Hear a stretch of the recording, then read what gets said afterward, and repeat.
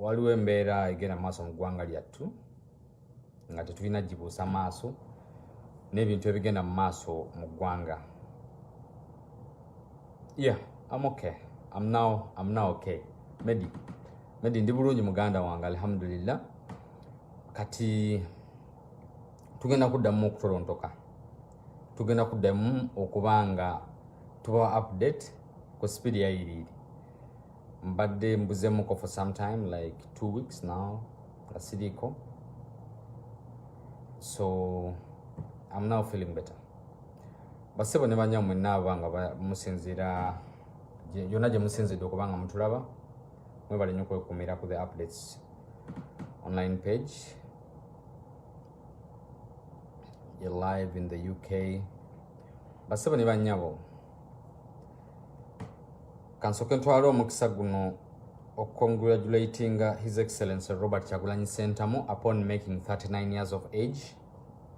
Kubanga omusajja embeera gye yayitamu n'obugubi bwe yayitamu kugamba making 39 years, we were supposed to celebrate him, we were supposed to show him love as the icon of Uganda who has stood out for justice and freedom in our country. Omusajja embeera ze yayitamu embi, the atrocities that His Excellency Robert Kyagulanyi Ssentamu went through during the campaigns, it was very, very necessary for him to celebrate the 39 years. Bantu banje bavayo ne bakicriticizing ne bakikola ki naye Bobi Wine okusurviving okufa ko yayitamu mwenna abali e Uganda n'abali e Bulaaya buli omu yatuuka ekisa n'agamba Bobi Wine, you back down. His Excellency Robert Kyagulanyi Ssentamu obulambo bwe businga buli kimu ebintu biveemu wummulamu akalulu kalina ebintu bireke ebya campaign, stay home akalulu kalina enjiri traversing all over the country. Naye Bobi Wine nakera ku macha n'abagamba lero tugenda Mbale ne baddayo nabagamba wane emirundi nga Segirinya Muhammad Mr. Update MP elect nga ye head of security ne honorable zake yali omulwadde. Kyagulanyi n'agenda mu maaso okubanga kuba campaign mu ggwanga Uganda. So tulina mu celebrating because the president atuguddewo amaaso. I see so many people giving out information every day. Ndaba abantu abapya bajja ku media kuno okugezaako kuba information. Ndaba new brains are coming out. Bobi Wine has made us believe in ourselves. Bobi Wine avumbudde so many talents in us. Bobi Wine atulaze ebigenda mu maaso mu ggwanga lyaffe tulina big oberera. Tetulina kuba like the old days nti bikwata ku bazzeeyi n'abakadde. No. Bobi Wine atugudde amaaso. Abaana kati bafollowinga buli kigenda mu maaso mu kooti. Kyagulanyi atuletedde nti ebigenda mu maaso mu kooti ya ddolo abituteedde in a layman's understanding. Nti ffenna tubimanyi.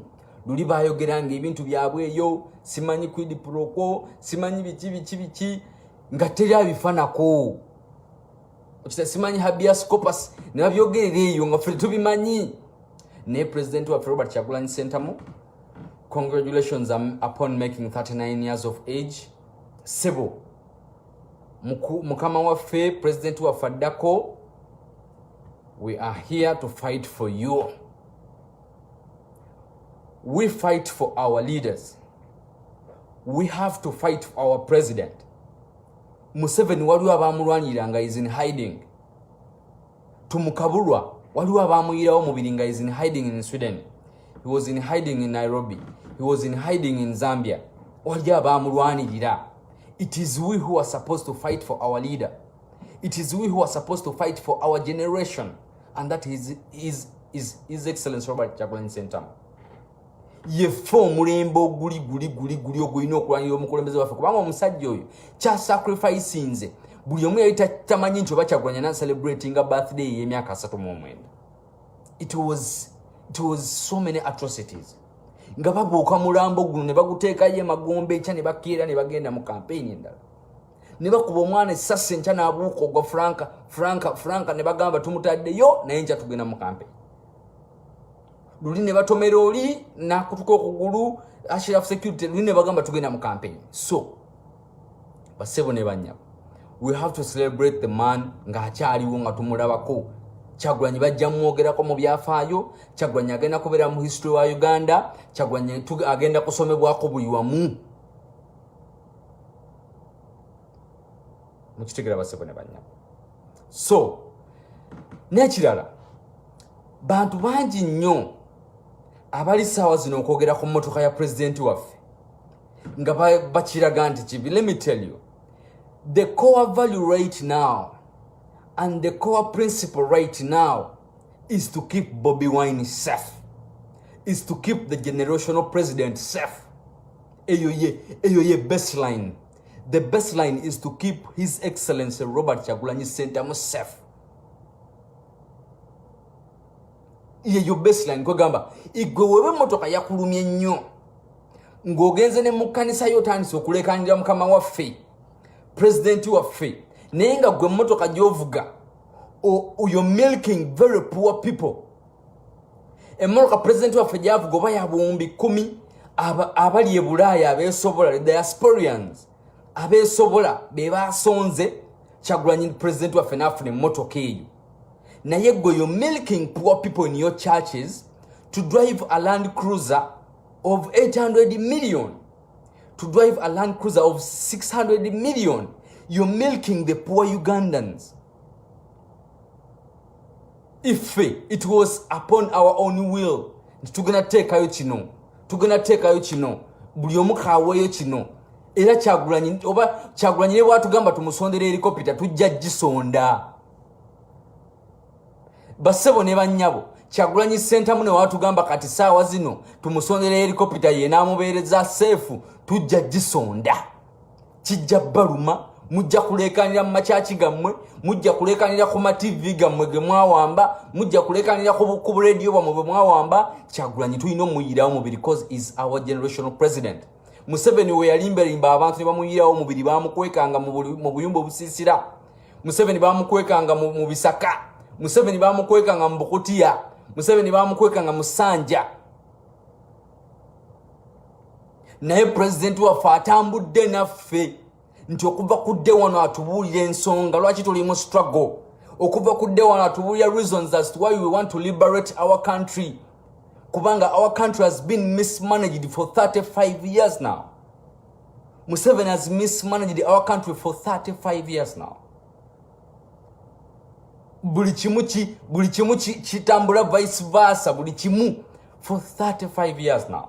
So, omusajja avuddeyo n'atugamba bannaye, we are removing a dictator who has killed people. We are removing a dictator who massacred people in Kasese. We are removing a dictator who massacred people in Buruchoro. We are removing a dictator who murdered people on November 18th and 19th in Kampala, recently, 2020.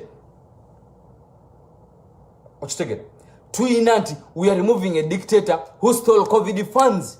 We are removing a dictator who stole a Sentezenzige locust funds. We have all the reasons to fight on. So, president wa oba yeetaaga helicopter, oba yeetaaga private jet, oba kugimupangisiriza, oba kugigula, tuyina okugimuwa. Tujja sisonda, kibalume, mukyogereko mu church. First of all, igwe bujingo, nga bw'oyogera gwe bujingo mu church zo. Wefuula pastor nga toyina degree. You've just completed your studies recently. It's those people that you milk that pay your tuition. Ababantu bo bujingo beba kusosola school fees golekanirako. So I don't know how people think no kuba obukubi ekikalu oyize wakayiga juzi wano tonaba na kumala myaka 10 mu bubbi, tonaba kumala myaka 10 mu bugagga. You don't know how they maintain money. Abantu beba kusomeseza, abantu beba kugulira emmotoka, abantu beba kugulira amasuuti, abantu beba kugulira toothpaste, abantu beba kugulira engatto, abantu beba kugulira stocks, abantu beba kugulira akatambaala. Ugandans that are living in poor conditions beba kugulira bujinge tai, beba haircut bana Uganda who are living in poor conditions, who donate in churches, beba kugulira bujingo, beba musasulira ka haircut. Oyo ali ku mukulembeze waffe beba mugulira buli kimu, beba mugulira toilet paper. Bujingo naye ngoyogera mu bantu. Do you have the courtesy and the right to speak about His Excellency Robert Kyagulanyi Ssentamu? Mbulwa kuba yaguze mmotoka mbusimanyi bamuletedde bulletproof mbusimanyi Ugandans.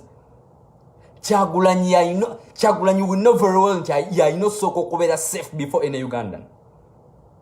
Kyagulanyi yalina okubeera safe right now before any Ugandan. Kyagulanyi revolution yaffe nga tugituusizza oba Museveni mulamu oba mufu, Kyagulanyi is the president next. Our fundamental value right now and the core baseline right now is to keep His Excellency Robert Kyagulanyi Ssentamu safe. That is why ntisinga omukulembeze wa America right now wabeerawo obuzibu bwonna basooka kujjawo omukulembeze n'omukazi n'abaana babeerabira. Munfune bulungi nti singa wabeerawo obulumbaganyi bwonna ku mukulembeze wa America, first evacuation ebeera ya Joe Biden. That is the first evacuation. Tebakwata ku mukazi, tebakwata ku baana, tebakwata ku kojja, tebakwata ku senga, basooka kujjawo mukulembeze. So we first made sure that our president is very safe. Era waba ayagala mugulira nnyonyi ng'atugambye yegenda omubeeza safe, helicopter tujja gimugulira. Mujja kwasama, mujja kujja mu buchachi wammwe, mujja kujja ku bu-TV wammwe mwasame, but Bobi Wine has maneuvered so many talks and so many fights, and it is time that we change the country. Mwetemwina kye musobola mukola. Abantu be mu preaching abanaku. Because I was watching the crowd that Yubujingo was telling okuba mongalo. Nganengalo bazikuba n'amaanyi tebalina kubanga what you're speaking was very dense and stupid to those people. Ngabantu bagamba mwakitegedde mukubire mukamengalo ngabantu bakubanga abatayagala. You don't tomanyi psychology, you don't know how people communicate. Abantu nga bakulaga you attacking a people's leader. Abantu nga bakulaga nti olikola nsobinga nenga tewazikuba. Abantu bakulaga banaku. Bujinga abantu bakugulira toilet paper, bujinga abantu bakugulira sack gyoyambala, bujinga abantu bakugulira underpart gyoyambala, bujinga abantu bakugulira tie, abantu bakugulira gali amannyo, abantu bakugulira ka haircut, abantu bebakusasulira haircut. You don't have the courtesy to speak about Bobi Wine. You don't have. Kubanga tobera nkona chairman LC1. You've never been a chairman LC1. Never speak about Bobi Wine kubanga tobanga kona kansala nechi for Dennis tekyalimu ekyo wa kansala tokifunangako.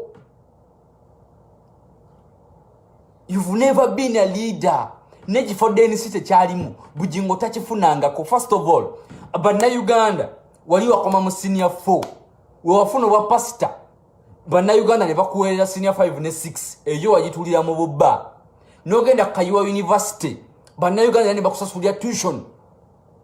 Chovola oluzungu olwogera owenyera kubanga osomye bukulu.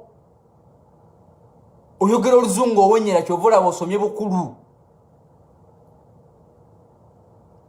So, Pastor Budingo, webereremu. This is a people's fight. We have to fight the dictator.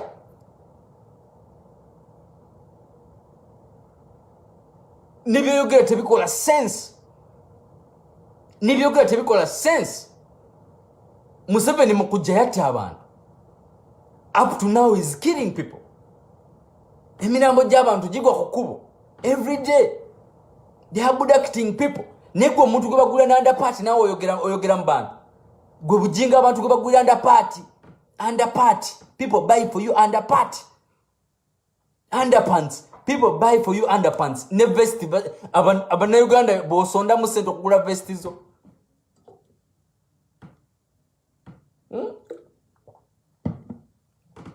Mumuli anga yogera oluzungu alogera awenyera alogera alutya. Kubanga asomye bukulu bujingo yagenda mu senior 5 nga muzeyi bwatu. Kati bonna bala bakaddi bala omusajja w'emyaka 39 jjatya n'abajjako shono. Kyagulanyi is going to be president. Erinnya lya Kyagulanyi liri mu State Department. Erinnya lya Kyagulanyi lisula mu Oval Office. Erinnya lya Kyagulanyi lisula mu Oval Office nga next president of the Republic of Uganda. ekyo mukimanye. Erinnya lya President Robert Kyagulanyi Ssentamu lisula mu Oval Office ne mu State Department mu United States of America. So oba mwagala oba muzinira ku biti oba mwetunga ku biki oba mutuula ku majambiya, Kyagulanyi is going to be president in Uganda.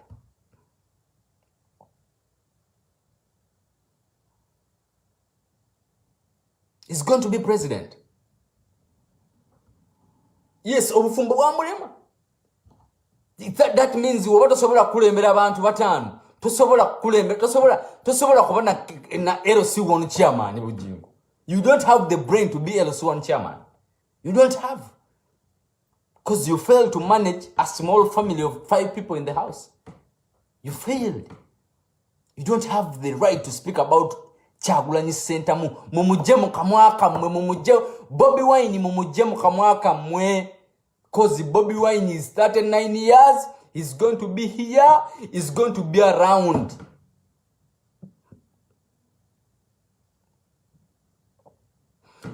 Ekirala, njagala kuyita mulu kwaye. Ekirala, woba oli blogger, oba oli activist, but when you're operating on social media, ng'oli Bulaaya, please, let's double the effort. Chovola navuddeyo mu Kamoli, let's double the effort. First of all, timu ye waka bagisalako. Timu ye Uganda bagisalako. Abaana babatwala mu drone buli lunaku. That means nti byonna actions zetukola ene Bulaaya zonna tulina okudabolinga. Wobango badde contributing $2 kati contributing $4 to the struggle. Wobango badde contributing $10 every week or every month, please contributing $10. We have to double our activities. Kubanga abana bewaka babasalako kati mumanye nti teri effort yo never Uganda. Tetukyalina mwana asabulanga ali Uganda, tetukyalina. So let's double the effort. This is a critical time. Tukimanyi buli omu ali mu kutya, buli omu babuzaawo abantu buli lunaku, but let's double the effort. Museveni ayidde. Museveni ensobi zaali okukola saa zino badikiteta bazikola. Badikiteta bonna bazikoze. Andi abasembayo bonna mu biseera ebisembayo bakola Museveni byaliko. Omuntu kasita mutandiko mulaba ng'amagye gati okufulumya listi y'abantu be bakutte ne be babuzizaawo. Poliisi etya okubafulumya. Museveni naye amanya asomako 5. Mumanya state connection tekyaliwo, tewakyaliwo coordination. Museveni naye takyakulembera ggwanga eryo. Eryo eggwanga kati lyabakyetwala. A friend of mine called me last week nangamba muganda ngomanye kintuseeko. Abasajja bazze mu bbaala ne batusanga ne batubuuza lwaki muguddewo ku ssaawa 3. Ne bakyambuwa buli omu ne babajjamu sente zonna ze baali balina n'abaali banywa bakasitoma be. Okitegeera? Ne bakasitoma baali banywa omwenge ne Kakulu Edward. That name is a very good name for someone I respect. Justice Kakulu. There is an elite called Kakulu Kenneth. KK is a judge at Constitutional Court. Musajja mugezi nnyo. Era Museveni amanyi nti be bamukubalamuza abatamwagala. Bamita Kakulu Kenneth. I respect that name. Netoliswaza. Not that every Munyankole is with Museveni. No. So many Banyankole is tired, and they know that Museveni is not a Munyankole. So Kakulu, we know very well Rabiko Luamba Robo, Waisha Kobuli Wantungamu, but Ochimanyi bulungi nnyo. Era nkulaba erinnya, that's why erinnya ndirabe mangu. Erinnya lya Kakulu ndimanyi. I've met that gentleman. Omuntu ali straight. Wadde owinyiddolo yavunda ne bakyalibe, naye mu justice system mulimu abantu abakyali clean. Mwe muli Kakulu Kenneth and so many others. Ng'oggyeko bano ababbi abali kumpi ne dictator. Era Kakulu Kenneth ne mu verdict eyali embaale mutogikwatako. Yasoma judgment yasinga okuba empanvu. Kubanga is a land person. Na citing violences zetufunye mu kukyusa ebisanja. N'obuzibu Uganda bweyiseemu okumala emyaka 35 giri under Museveni. N'atuciting ebintu bingi nnyo nti singa tetuteekawo peaceful transition of power n'okuggyako ekisanja emyaka ku bisanja ku myaka gy'omukulembeze nti ensi yaffe egenda kuyolekera mu matigga in the near future. So I respect that name Kakulu because it's for landy people. It is for intellectuals like Mr. Kenneth Kakulu, the judge, one of the judges at Constitutional Court. So, not that every Munyankole hates Bobi Wine, and not that every Munyankole loves Museveni. There are some who see the country and see where their Uganda is moving to. So, wherever Muganda want. Ochitegera, you don't even have a profile picture. Can you take a picture of Museveni? You put Museveni's profile picture. Hey, at least if you fear putting your own profile picture, you put Museveni's profile picture. But you're supporting in hiding. Are you stupid? Sijamo blocking, I need to teach him. He's here to get knowledge. You're supporting in hiding, so that means you're not proud of the person you support. If you want to take a president who have profiles are fake, cover photos are fake, yes. So, bana Uganda mbadde mbagamba nti ono omusajja byonna byakola dictator byebisembayo nabagamba nenjogera ku lyato ery'emmeeri nga terina bana kudokinga Mombasa. I made that video like 2 months ago kubanga waliwo ali mu Intel ya America yaŋŋambako ku kintu ekyo. Aina mutabanyi wali mu magye ga America yaŋŋamba soka mumpulize bulungi wano yaŋŋamba nti omwami Timukabulwa eyali yeyita regional peacekeeper abazungu n'Abamerika tebakyamutrustinga kuba regional peacekeeper because of his dealings and the connection with North Korea. Kubanga CIA bere binonyereza nga ebimanyi. So, Timukabulwa we bamanya nti dealings ze sinungi engeri gyafunamu ebyokulwanyisa ne bamanya nti nga regional peacekeeper yayita regional peacekeeper era abo abasajja bali awo kubanga they no longer trust him. Omuntu wakuwa padiroko nakugamba galawo olujjolo naye n'asindika n'omusirikale w'emmundu akuuma olujjolo, that means they no longer trust you. Okitegera munfune bulungi, omuntu wakuwa padiroko nakugamba galawo olujjolo naye n'aleeta omusirikale w'emmundu n'amugamba beerawo okuuma olujjolo, that means that person no longer trusts you. Abata kyakwesiga. Museveni sawa zina abasajja bataddawo eryato lyabwe because they no longer trust Museveni. Ne bw'abalimba b'ekisaazo nti bakyamwesiga. Museveni ne bw'abawandiikira amabaluwa 10 through some kuteesa n'abagamba neyenyolako musimanyi biki. First of all, violation of human rights zonna twaziraba. Museveni bamubuuka nti yatta abantu e Uganda. Who is this gazing as a Democrat? Nti buli kimu it is democracy is there. Biki Museveni abazungu bamubuuka nti musajja mulimba.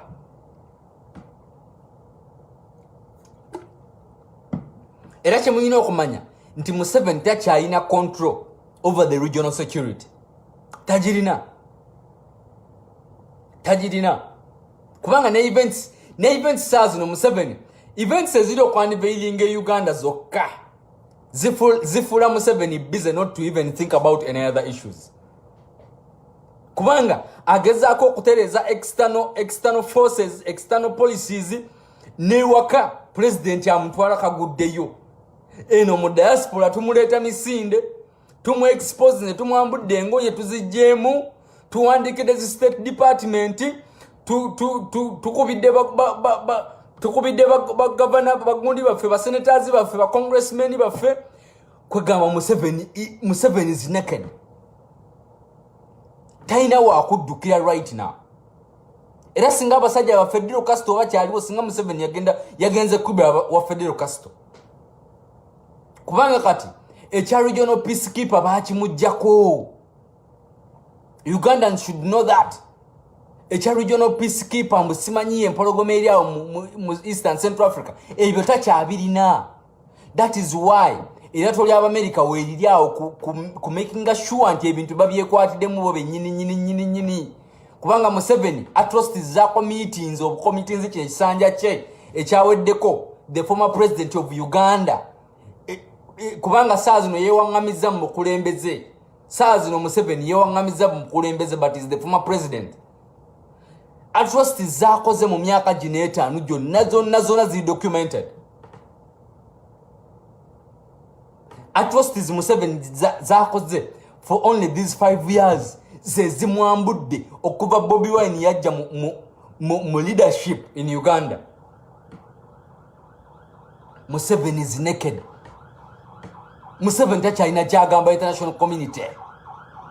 Kubanga n'omuntu gwasindikayo okubagamba talina integrity yabadda ssente ku UN oyisaamu kuteesa. So bannayuganda omusajja aweddeyo. First of all, Tumukabulwa is dealing with someone who has integrity. Museveni adealinga n'omuntu amaze mu government emyaka 48. That is President Joe Biden. He's been in leadership for 48 years. Amanyi how all governments have gone. Biden amaze emyaka 48 mu bukulembeze. Kitegeeza nti buli government egudde ayinako olwala. Ayinako at least brain ye. Amanyi what they do to put down dictators. Kalate saawa zino ali mu bukulembeze nyini yakikutte. That means dictator oli bwerere. Even though dictators tebakkiriza, dictator is naked. Museveni Tumukabulwa ali buyerere. Takyalina kyagamba bantu kubanga first of all omuntu yandirimbye abantu abataliko mu government nga Trump ye yajjawo yava mu business bye eri n'agamba kangende mbere president naye simbawo ku Republican ticket n'awangula n'ayitamu n'afuuka president. But Museveni, you're dealing with someone who has been in leadership for 47 years.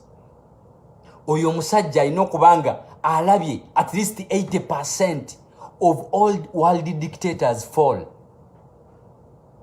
That is President Biden. Kati dictator woba wesibye 5 yongerako wesibye 8. Kubanga strategies zonna ne tactics ze bakoze okuva ku mulembe gwa Clinton, okuva ku mulembe gwa abaani eri ba Bush senior, byonna abaddewo nga one of the architects ng'abimanyi. Dictator, it is time. Wandisise mu maaso ng'obudde bukyali. Tumukabulwa obudde bwo buweddeko. Tokyalina kyogamba ggwanga. Tokyalina kyogamba ggwanga. Okitegera abantu bakubuuse.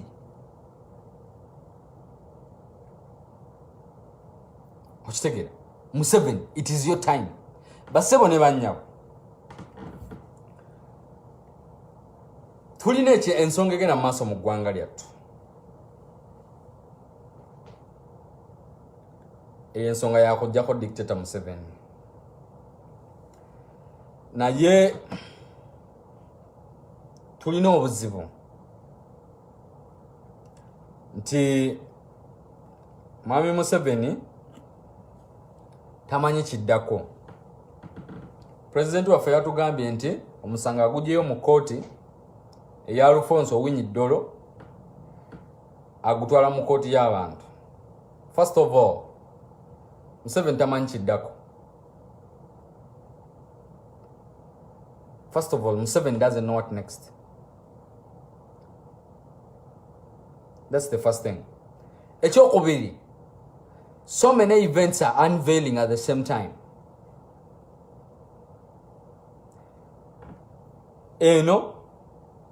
For any policies zirigenda, deteriorating ampola, sente bazimusalako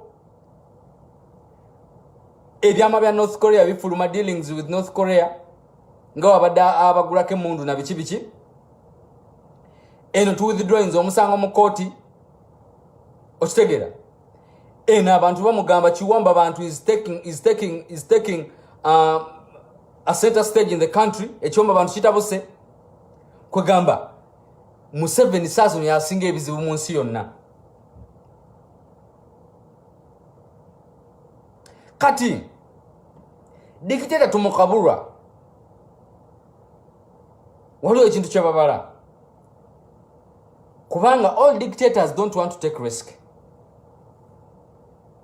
bana abasajja babala ki dictator babala ekintu ekibi ennyo towards the family of the president Robert Kyagulanyi Ssentamu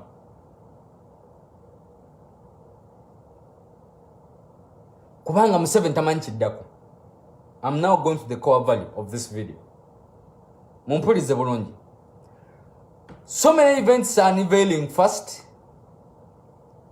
Museveni tamanyi kiddako saawa zino. Bintu bingi biri kujja speed. Museveni is confused. Museveni tamanyi kiddako. Juzi mwamulaba ano nga ba European Union delegates bamukyalidde. Bayogera statement yemu Museveni n'aba lecturing for 1 hour. Mbu ye amanye biri mu Africa ne mu Uganda ne mu nsi yonna. Okitegera. Kati aina pressure eyo buta respecting human rights. European Union gitaddeko. Aina okulinga ebya sanctions European Parliament byayisa. Email yezze emulaga nti mu 7 region tokyagisobola. Let's come and administer peace by ourselves. Okitegera. Eno president waffe naye kwegamba sawa yonna tubuulira ekiddako. Dictator Museveni doesn't know what to do now. The population is talking about politics. The population is talking about Robert Kyagulanyi Ssentamu. The population has not ceased talking about leadership in their country. The population has not ceased talking about the elections in their country. Bino Museveni tabyagala. The population is not moving on as usual. Nti bino biwedde today ku mirimu gyaffe. No. This generation is not moving on as usual. The energy is still on. The zeal is on. The determination is on to remove the dictator. So, banaye ndi kunoonya engeri gy'okijjayo bulungi. Museveni bali ku planinga okuwamba omwana owa His Excellency Robert Kyagulanyi Ssentamu. Naye ng'omwana oyo tagenda kuddamu kulabibwa paka. Mumfune bulungi. This is a way of frustrating the president. Bagenda kulumya omu ku family members be abali close. And omuntu yampadde intel eno yangambye nti it's among the children be batagetinga. Era if you're watching this video, please mugitambuze etuuke kwoyo gwe kivunanyizibwako.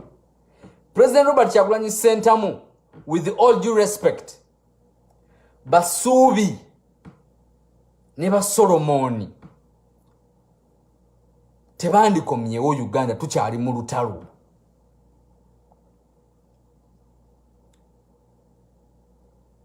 Basuubi ne Solomon tebandibadde Uganda right now tukyali mu lutalo. Cause kino kye nawulidde nti we banaaba baplaninze Kabenje kubanga omukulu gwe bakikwasizza is one of the heads in Masaka military barracks. Naye we banaaba baplaninze Kabenje kubanga balina ways nyingi. We banaaba baplaninze Kabenje bajja kubaza nnyo ng'omwana wa Kyagulanyi mwali mu motoka eyo.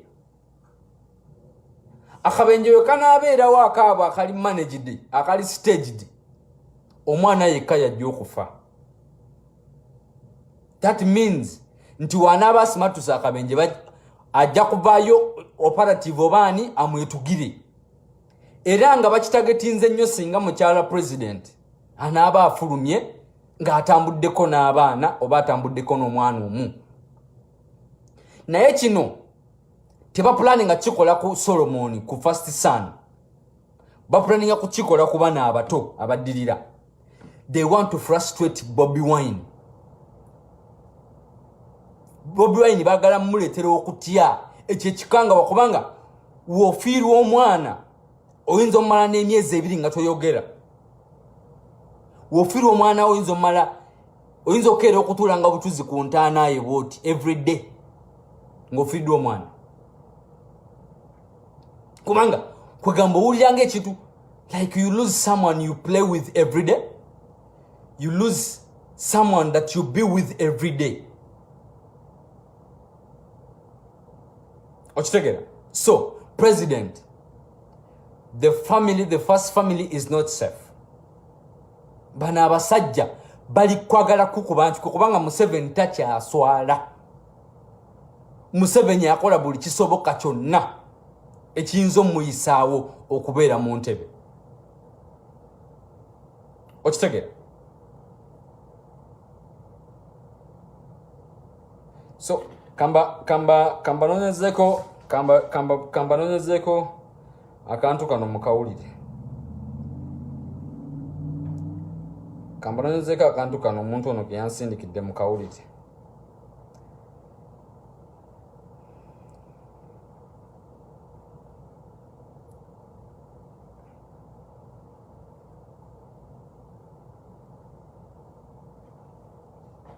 Njagala mulire akantu kano.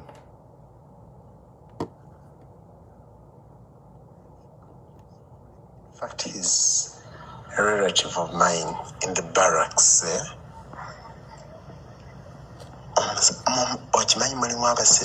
Like these armies going soldiers and never working against the state. They are provoking a nation, the people, to go against the government. They have to steal. It's like they can stand their torture.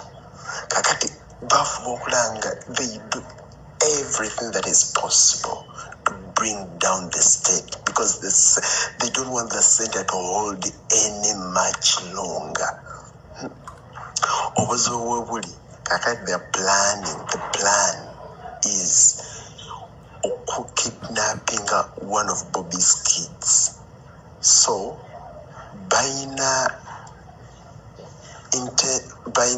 their prayer is maybe Babi Okubanga taking a ride, especially on one of the long journeys, especially like Masaka Road.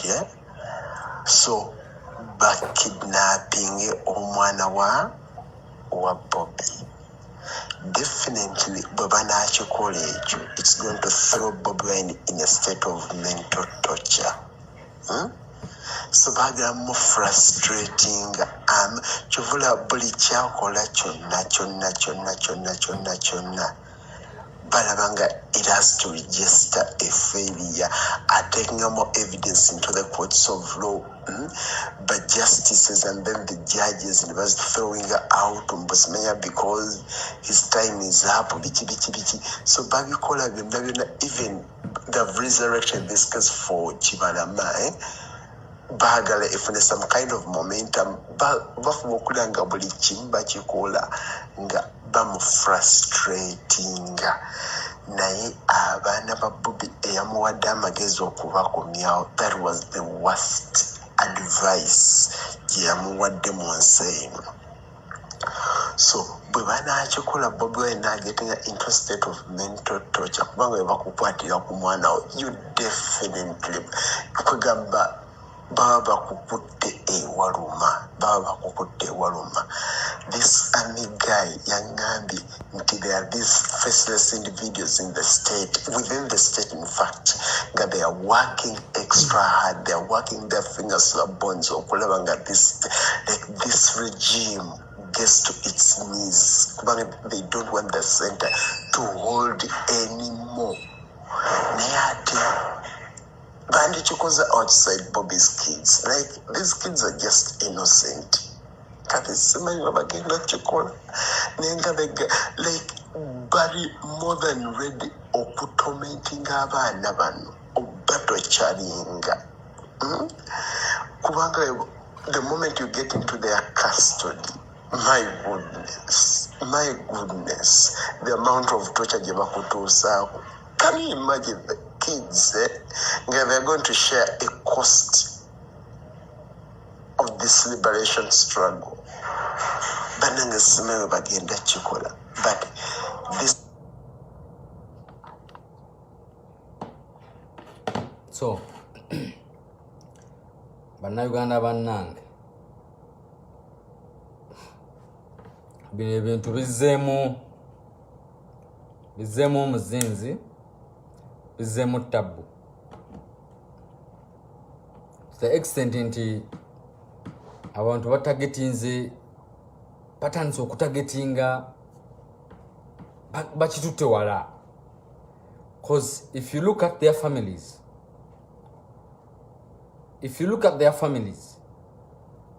families abo tebanazikomyawo Uganda. Abaana baabwe bakyali Canada, abamu bali Switzerland, abaana baabwe tebannabazza Uganda. Okitegeera? Abaana baabwe tebannabazza Uganda. Era kye babaza ono guy mission gwe bagiwadde lwakuba nti bateebereza nti Babi ayinza okugendako mu kyale waabwe Mbalala oba Entungamu oba ewa eyo side z'omwest eyo mu kyalo kyabwe.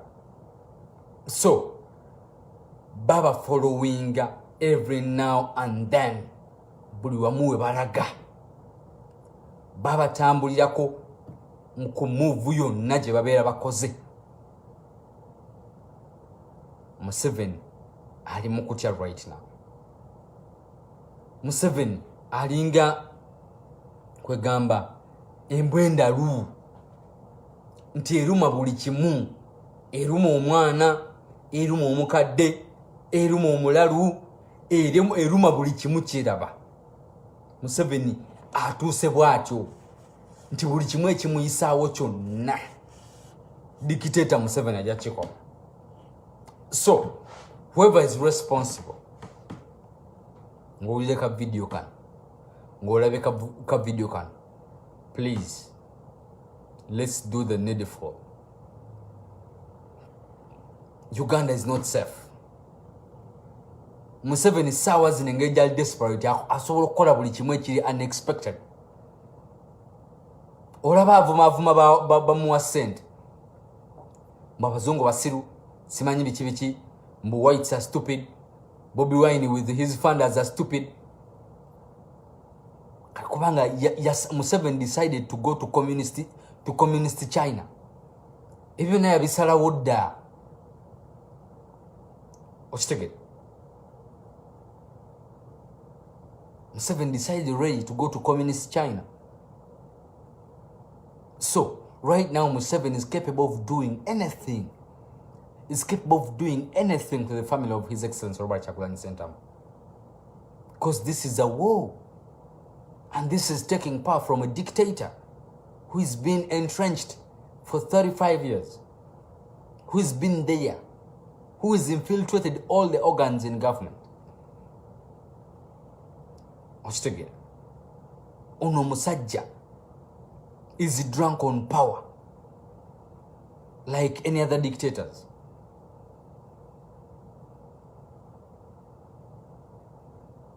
Okitegera? Like any other dictators. yefudde kugamba ye katonda we Uganda. Museveni is the god of Uganda. Museveni is the god of Uganda. He decides who to sleep, who to beat, who to kill. He's the center of power in Uganda.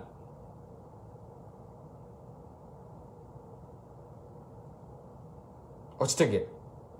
So abana Museveni says no, because Bobi Wine withdrawing the petition from court, first of all, kyasudde sigedda muzi nti teri mulamuzi ali ku mulembe gwa Winyidde olwo ali ku pani eyo akyasobola kusindika resume ye ebweru ne bagamba nti bajjamu omulimu oba mu African Union oba mu World Bank oba mu United Nations. Tewali eyo pano ya dolo yonna nfu. Sawa zino pano ya dolo yonna nfu. So justice system Kyagulanyi yalesa agikubye ku ttaka eya Uganda eri wansi flat. Cause wotandika okusaliriza omuntu nga n'omusango tegunnaba kickstartinga ate gwe lawyer gwe chief justice n'otandika okukuba lawyer ebibuuzo nga ba defendant teboogera nakwogera naye nga gwe nga balawyer ba Museveni teboogera nako ku defendinga gundi waabwe client waabwe naye nga chief justice afumita omusajja ebibuuzo kwegamba nga yeerabira nti kati bamuba chief justice nga jjukira oli nga akyali lawyer wa Museveni. So Kyagulanyi buli watuuka wonna abakunamizza. Kyagulanyi yakunamya police and their atrocities. Kyagulanyi n'akunamya amagye and their atrocities.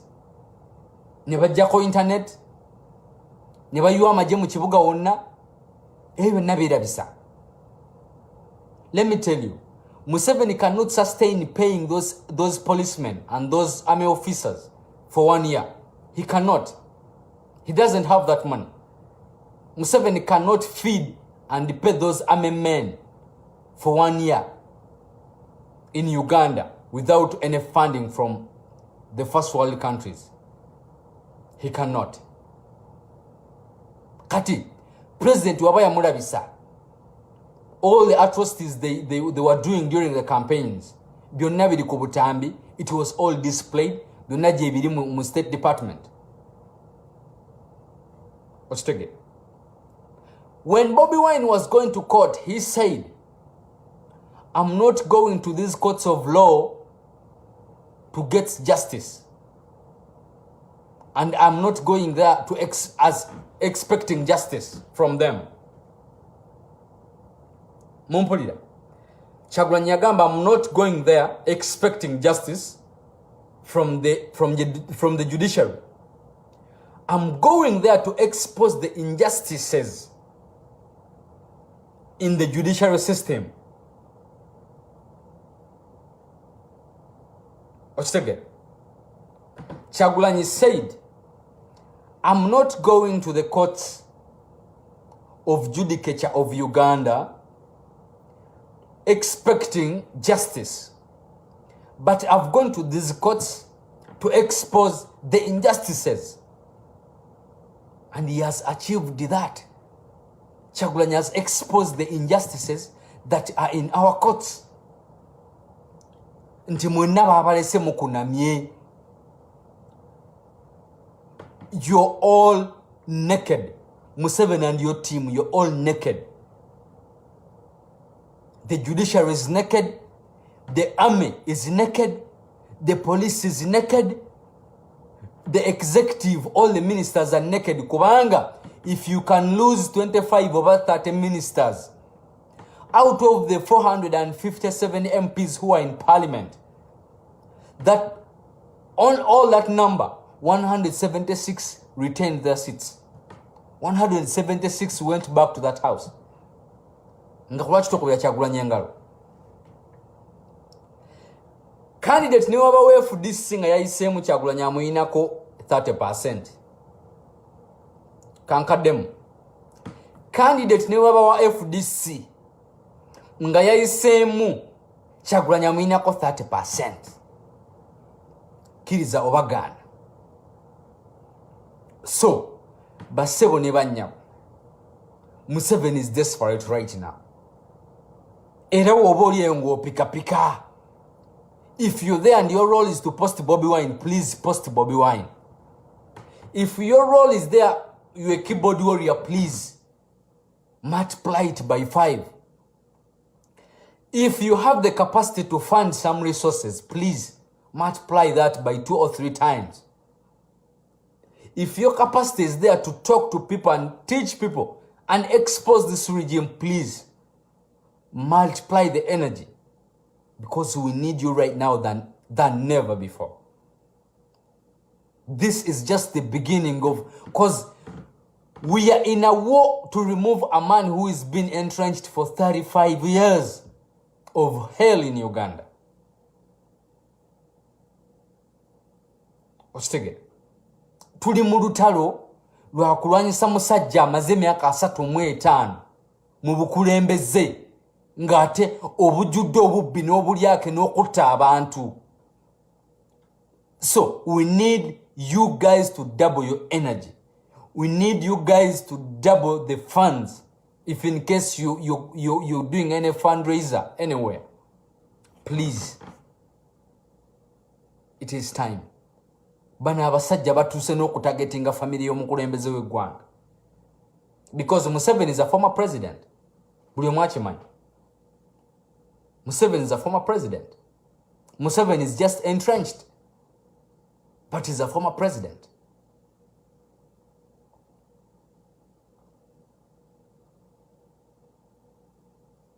So, kati audits zino zonna ze bataddewo, the commissions of inquiry, audits zonna ze bali okukola mu kalulu. First of all, America yasabye audit mu kalulu akabaddewo. Kati simanyi Museveni audit gyagenda okukola ajja kuskipinga nti tebayiwa amaje during campaigns and before the election day. Ajja kudinayinga oba bajja kibuuka nti bajjako internet e Uganda. First of all, America wakusabira audit. Kiba kitegeeza nti embassy yakola da report n'egimuweereza. Kati Museveni, what Museveni is fearing right now the most is the funds.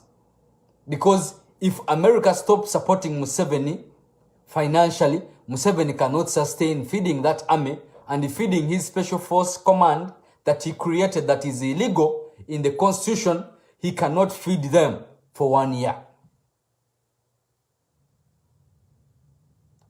So Museveni is right now apapala kati. Kubanga omuzungu wavireyo nagamba nti I want a commission of inquiry to take stock of what happened in Uganda. Kiba kitegeeza nti report already agirina. Ayagala kulaba bubbi bona buyaye bona na integrity yo bokyalina mwaka obuntu. Kati ebya November 19, 18 when you shot people in the streets of Kampala, byomugenda biwandikira wa. You shot people in the city. Emisana took when everyone was filming on video, on cameras. You shot people for 2 days. What are you going to tell the people who support you, who fund you? America sends this money to support Ugandans. America doesn't send this money to kill Ugandans. America sends this money to support the indigenous Ugandan, the citizen of the Republic of Uganda. Not for Museveni to support his special force command under his son. Not Museveni to support his machineries that he brings all over town to assassinate people in broad daylight, shooting in the arcades.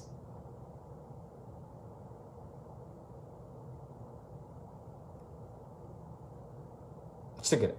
They don't give you that money to intimidate people with the army all the time, hovering helicopters around the city, moving around with the tankers all over town, machine guns, what? No. You have to take stock of what transpired during and after the elections. So, Museveni's time is numbered. Museveni has little time. Museveni's time is limited. His days are numbered. Museveni's time is limited, ladies and gentlemen. And everything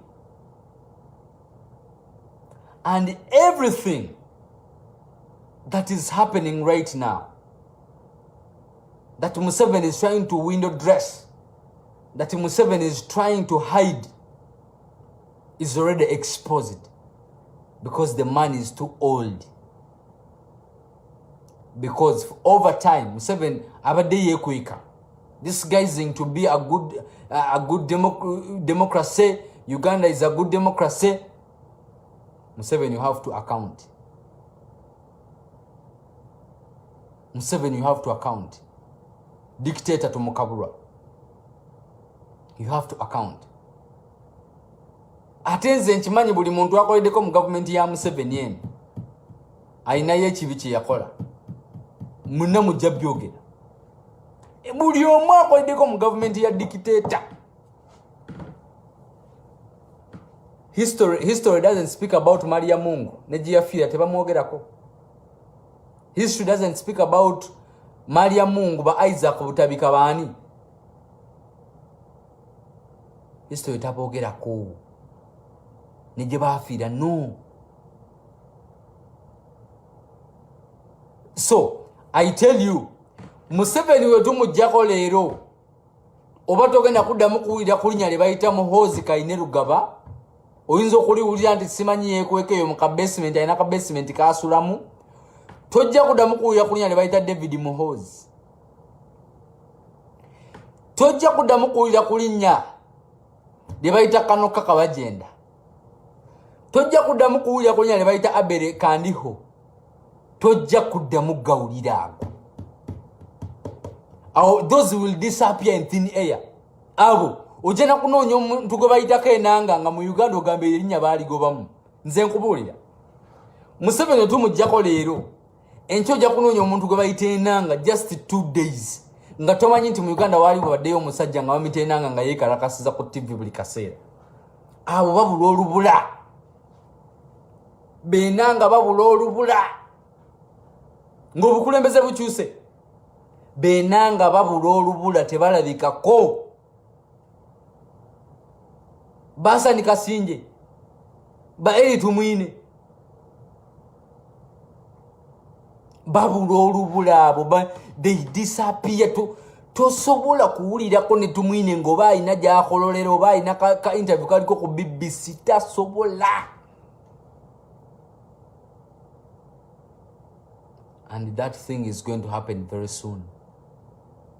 Kubanga president waffe yaina katabo. So, my dear president, what we are pleading for right now is to make sure your family is very safe. Is to make sure that the kids are very safe. Kubanga, these people are planning evil for those kids. These people are very, very bad. The kids, the first son and the other kids, their lives are in danger. Because Museveni doesn't know what is happening next. Museveni doesn't know what you're going to announce. Nechirala chembadde ndabidde. Museveni ku Monday over to the end of next week bagenda kuddamu bakwate Kyagulanyi Ssentamu mu nyumba ye, what we call house arrest. Kino ekintu babadde bakimpaddeko information naye tebagimazeeyo. Gayi yaŋŋambye ajja kunkubirako. So wanaaba mpadde, if they elaborate the information to me very well, nti Museveni ayagala kuddamu kuteeka president waffe under house arrest. They are planning that very soon. So wanaaba mpadde details, I'll come back and tell you. Naye kyekiri sure kyeba planninga, please president, save the first family. Uchiba kisoboka ne babi afulume. Uchiba kisoboka ne first lady afulume. This is war. Tuli kujjako musajja amazembo kulembeze emyaka 3 mu 5 basebo ne banyabo. kubanga dictator aja kubira ba David Muhoozi nga tebakyakwata.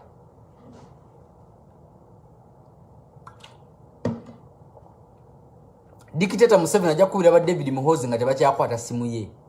Nze mbabuulira. Aja kubira David Muhoozi nga batemye dda nga tebakyakwata simu ye.